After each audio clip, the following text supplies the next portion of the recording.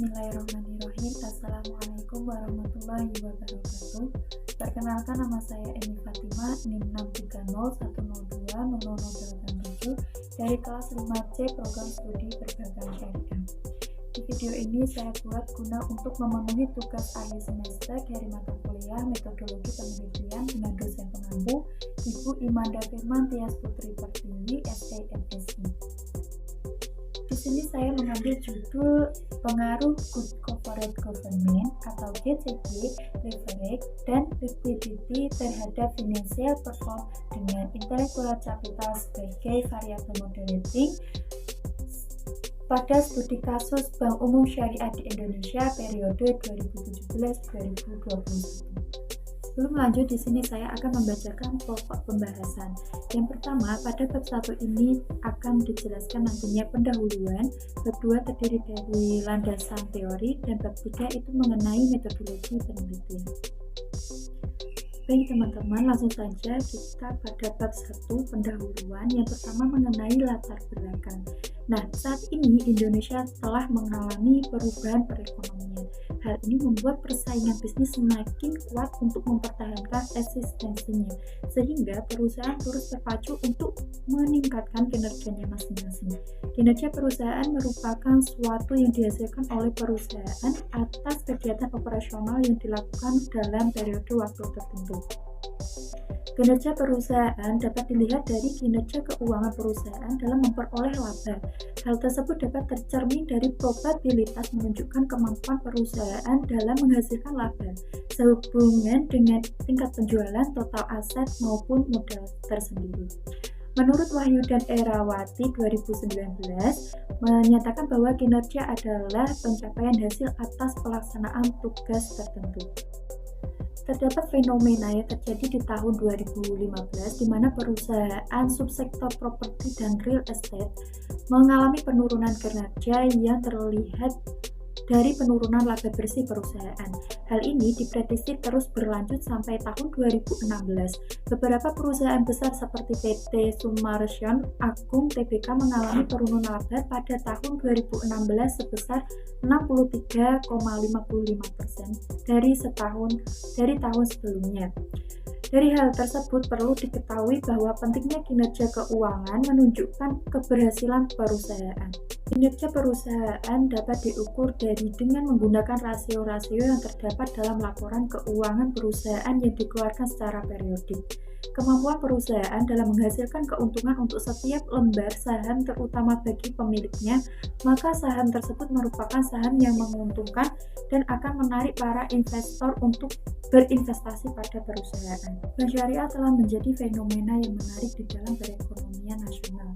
Didirikannya Bank Syariah selain dilatar belakangi oleh keinginan umat Islam untuk segera menghindari riba di dalam semua kegiatan muamalahnya, tetapi juga untuk memperoleh kesejahteraan lahir batin melalui kegiatan muamalah yang sesuai dengan perintah Islam. Pada penelitian Fatimah 2018 yang berjudul Pengaruh GCG terhadap nilai perusahaan dengan kinerja keuangan sebagai variabel intervening, hasil penelitian menunjukkan bahwa good corporate governance memiliki pengaruh yang positif signifikan terhadap nilai perusahaan dan kinerja keuangan memiliki pengaruh tidak positif signifikan terhadap nilai perusahaan. Ada hal lain yang dapat mempengaruhi kinerja keuangan perusahaan, yaitu leverage. Ibarat alat pendongkrak, di satu sisi ulang bisa membuat pertumbuhan suatu perusahaan menjadi lebih cepat dibandingkan dengan mengandalkan modalnya sendiri. Namun, jika terlalu besar nilainya dapat membuat kondisi keuangan perusahaan menjadi tidak sehat. Leverage juga dapat meningkatkan resiko bisnis dan meningkatkan resiko bisnis dan resiko keuangan perusahaan. Karena jika perusahaan mendapatkan keuntungan yang lebih rendah dari biaya tepatnya, maka penggunaan leverage dapat merugikan keuntungan pemegang saham. Hal tersebut menunjukkan semakin banyak yang merugikan yang dimiliki perusahaan, maka akan dapat menurunkan tingkat likuiditas perusahaan. Menurut Fajar Yani dan Suryani 2018, likuiditas menunjukkan kemampuan perusahaan dalam memenuhi kewajiban-kewajiban yang segera dapat dicairkan atau yang sudah jatuh tempo. Likuiditas umumnya diukur dengan perbandingan antara aset lancar. Tingkat aktivitas perusahaan dapat menurun apabila likuiditas yang dimiliki perusahaan terlalu tinggi. Hal ini menunjukkan bahwa terdapat banyak dana atau aset yang menganggur. Selain itu, intelektual capital atau modal intelektual merupakan sesuatu hal yang baru dan juga merupakan konsep modern yang mencerminkan peran penting dalam perusahaan. Modal intelektual terkait aset tidak berwujud perusahaan termasuk proses untuk mengolahnya. Dengan kata lain, bank umum syariah akan menjadi semakin efektif dalam menerapkan good corporate governance, leverage, dan liquidity. Penerapan tersebut yang efektif akan menciptakan praktik good corporate governance, leverage, dan liquidity yang dapat meningkatkan kinerja perusahaan. Berdasarkan uraian tersebut, maka peneliti tertarik untuk melakukan penelitian dengan judul Pengaruh Good Corporate Governance atau GCG, Leverage, dan Liquidity terhadap Financial Performance dengan intellectual capital sebagai variabel modality. Selanjutnya membahas mengenai rumusan masalah. Di sini terdapat 7 rumusan masalah. Yang pertama adalah apakah terdapat pengaruh good corporate governance GCG terhadap kinerja perusahaan pada BUS di Indonesia? Apakah terdapat pengaruh leverage terhadap kinerja keuangan pada BUS di Indonesia? Apakah terdapat pengaruh liquidity terhadap kinerja keuangan pada BUS di Indonesia? Apakah variabel intellectual capital mampu memperkuat atau memperlemah hubungan antara GCG dengan kinerja keuangan pada BUS di Indonesia? Kemudian, apakah variabel intelektual capital mampu memperkuat atau memperlemah hubungan antara leverage dengan kinerja keuangan pada BUS di Indonesia? Apakah variabel intelektual capital mampu memperkuat atau memperlemah hubungan antara liquidity dengan kinerja keuangan pada BUS di Indonesia? Serta yang ketujuh, bagaimana pengaruh variabel intelektual capital terhadap kinerja keuangan pada BUS di Indonesia? Masalah juga terdapat ada 7 tujuan masalah. Yang pertama, untuk menganalisis pengaruh GCG terhadap kinerja keuangan pada BUS di Indonesia. Yang kedua, untuk menganalisis pengaruh leverage terhadap kinerja keuangan pada BUS di Indonesia. Yang ketiga, untuk menganalisis pengaruh liquidity terhadap kinerja keuangan pada BUS di Indonesia. Yang keempat, untuk menganalisis apakah variabel intelektual capital mampu memperkuat atau memperlemah hubungan antara GCG dengan kinerja keuangan pada BUS di Indonesia. Yang kelima, untuk menganalisis apakah variabel intelektual capital mampu memperkuat atau memperlemah hubungan antara leverage dengan kinerja keuangan pada BUS di Indonesia. Yang keenam, untuk menganalisis apakah variabel intelektual capital mampu memperkuat atau memperlemah hubungan antara liquidity dengan kinerja keuangan pada BUS di Indonesia. Dan yang ketujuh, untuk menganalisis pengaruh variabel intelektual capital terhadap kinerja keuangan pada BUS di Indonesia. Selanjutnya membahas mengenai manfaat penelitian. Di sini terdapat 2 manfaat penelitian, yaitu manfaat penelitian secara teoritis dan manfaat penelitian secara praktis.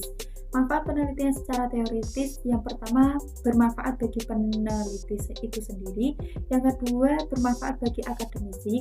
Sedangkan manfaat penelitian secara praktisi, yang pertama itu bermanfaat bagi perbankan syariah dan yang kedua bermanfaat bagi investor. Ini membahas mengenai kerangka teori. Yang pertama, signaling teori. Signaling teori adalah perilaku manajemen sebuah perusahaan dalam membimbing secara investor mengenai pandangannya terhadap prospek suatu perusahaan di masa depan.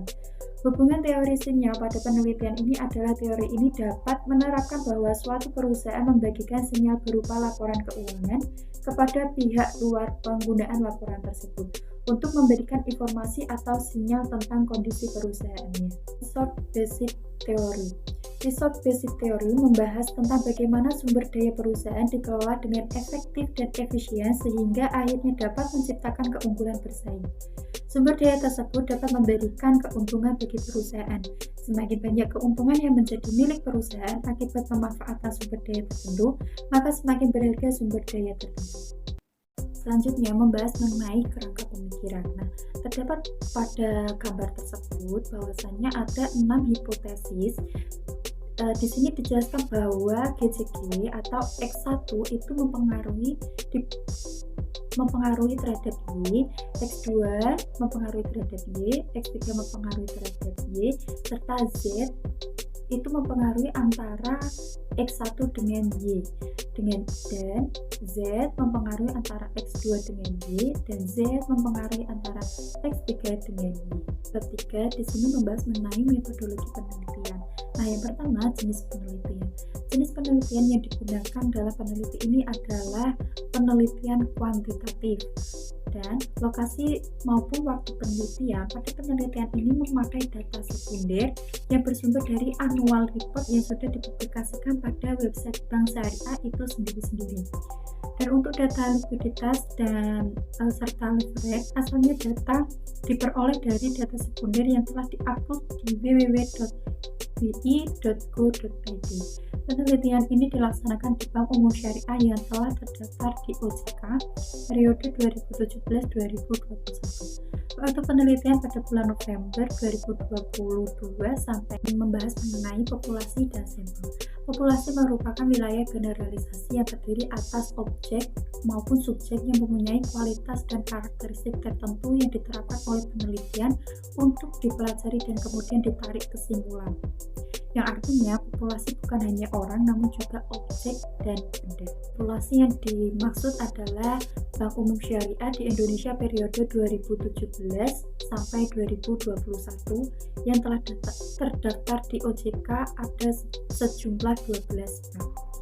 Daftar BUS yang terdaftar dalam OJK periode 2017 sampai 2021, di sini terdapat ada 12 bank. Yang pertama ada Bank Aceh Syariah, BPD Nusa Tenggara Barat Syariah, Bank Muamalat Indonesia, Bank Victoria Syariah, Bank Syariah Indonesia, Bank Jabar Banten Syariah, Bank Mega Syariah, Bank Panin Dubai Syariah, Bank Syariah Bukopin, Bank BCA Syariah, Bank Tabungan Pensiunan Nasional Syariah, serta Bank Syariah ini. Berdasarkan pada data dan kriteria sampel tersebut, maka Bank Umum Syariah yang tidak mempublikasikan atau menerbitkan laporan keuangannya periode 2017 sampai 2021 secara lengkap adalah Bank Syariah. Berdasarkan pada kriteria untuk pemilihan sampel tersebut, maka ada 11 sampel yang dapat dilakukan pengujian dalam penelitian dengan daftar sampel sebagai berikut, yaitu ada Bank Aceh Syariah, BPD Nusa Tenggara Barat Syariah, Bank Muamalat Indonesia, Bank Victoria Syariah, Bank Syariah Indonesia, Bank Jabar Banten Syariah, Bank Mega Syariah, Bank Panin Dubai Syariah, Bank Syariah Bukopin, Bank BCA Syariah, serta Bank Tabungan Pensiunan Nasional Syariah. Mengenai teknik pengumpulan data. Adapun teknik dalam pengumpulan data dalam penelitian ini adalah sebagai berikut. Yang pertama adalah library research. Pengumpulan data yang dilakukan dengan metode membaca dari berbagai buku, jurnal, annual report, beserta semua data yang berhubungan dengan penelitian ini. Yang kedua, internet research. Buku, referensi, literatur ilmu selalu mengalami perkembangan setiap tahunnya. Oleh karena itu, untuk mengantisipasi hal tersebut, penulis melakukan penelitian dengan memanfaatkan teknologi yang berkembang, yaitu internet. Sehingga data diperoleh merupakan data yang sesuai dengan perkembangan. Selanjutnya membahas mengenai definisi konsep dan operasional variabel. Nah, yang pertama, financial performance atau kinerja keuangan. Kinerja keuangan perusahaan pada penelitian ini diukur menggunakan rasio return on asset atau ROA. Yang kedua, good corporate governance atau GCG adalah yang mengukur hubungan antara pengurus perusahaan, pemegang saham, pihak kreditur, pemerintah, karyawan, dan pemegang kepentingan maupun internal maupun eksternal yang berkaitan dengan hak-hak dan kewajiban mereka. Dan yang ketiga, likuiditas adalah kemampuan suatu perusahaan memenuhi kewajiban jangka pendeknya secara tepat waktu. Kurun rasio merupakan rasio untuk mengukur kemampuan perusahaan membayar kewajiban jangka pendek atau utang yang segera jatuh tempo pada saat ditagih secara keseluruhan. Yang keempat, leverage mengukur tahap solvabilitas sebuah perusahaan, yaitu leverage menggunakan rumus debt to equity ratio atau DER yang dalam satuan persentase. Dan yang kelima, mengukur modal intelektual berdasarkan pada nilai tambahan value added dengan menggunakan pendekatan value added intellectual coefficient atau FAI. Selanjutnya membahas uji instrumen penelitian. Nah, terdapat 9 uji instrumen penelitian. Yang pertama adalah analisis deskriptif, yang kedua uji model regresi, yang ketiga uji stasionaritas, yang keempat uji asumsi klasik yang terdiri dari uji multikolinearitas dan uji normalitas, yang kelima uji heterokedastisitas, yang keenam uji autokorelasi, yang ketujuh uji hipotesis, yang kedelapan uji parsial atau uji P, dan yang kesembilan adalah uji analisis. Nah, penjelasan singkat dari saya, kurang lebihnya mohon maaf. Wassalamualaikum warahmatullahi wabarakatuh.